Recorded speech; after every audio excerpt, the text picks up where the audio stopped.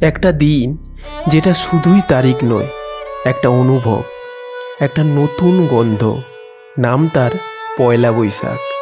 এই দিনটায় বাঙালি তার মনের ভেতরটা বারবার নতুন করে সাজিয়ে তোলে।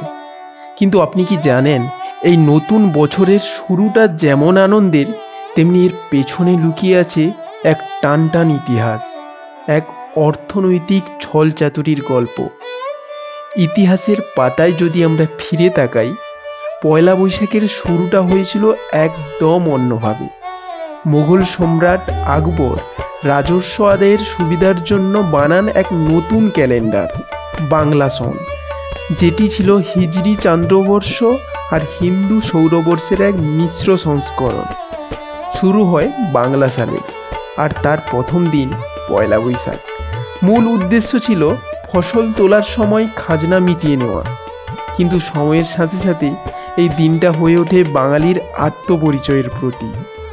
আজও কলকাতার কালীঘাটে পয়লা বৈশাখ মানেই ভোর থেকে লম্বা লাইন, দেবীকে প্রণাম করে দোকানে বসে হালখাতা খোলা, আর সেই পুরনো হিসেবের খাতা যেখানে লাল কালিতে লেখা থাকে নতুন বছরের আশা।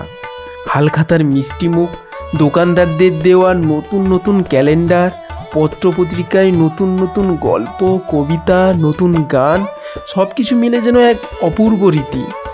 গ্রামে গ্রামে পয়লা বৈশাখের সকালে বটগাছের তলায় বসত বর্ষবরণের আসর। ঢাকের তালে তালে বাজত বাউল, বাচ্চারা ওড়াতো ঘুড়ি, আর গ্রামের বড়রা পুরনো হিসেবের বিচার করে নতুন বছর ঠিকঠাকভাবে শুরু করে। একটাই কথা, নতুন বছরে সব ভুলে নতুন করে শুরু করি। শুধু বাংলাদেশ বা পশ্চিমবঙ্গ নয়, আজ পয়লা বৈশাখ ছড়িয়ে পড়েছে পৃথিবীর নানান প্রান্তে। লন্ডন, নিউ ইয়র্ক, টরন্টো প্রবাসী বাঙালির মনেও বাজে এই একদিনের এক সুর। বাঙালির ঘরে ঘরে দেশ কাঁপিয়ে আসে সেই ডাক, শুভ নববর্ষ। এটি কেবল একটা তারিখ নয়, এটা স্মৃতির সিঁড়ি। মায়ের হাতের পায়েস, বাবার পাঞ্জাবি, ভাইয়ের মুখে হালখাতার মিষ্টি, এটা বাঙালির অস্তিত্ব, এটা আমাদের দিন। পয়লা বৈশাখ মানে শুধুই নতুন জামা নয়, নতুন আশা, নতুন শুরু, আর পুরনোকে ভালোবেসে সামনের দিকে এগিয়ে যাওয়া।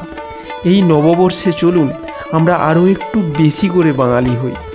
সবাইকে কত কথার পক্ষ থেকে জানাই শুভ নববর্ষের অনেক অনেক শুভেচ্ছা। এই ভিডিওটা যদি আপনার পয়লা বৈশাখের আবেগে ছুঁয়ে যায়, তাহলে আমাদেরকে শুভ নববর্ষ লিখে দিন কমেন্টে। ভালো থাকুন, সুস্থ থাকুন, ধন্যবাদ।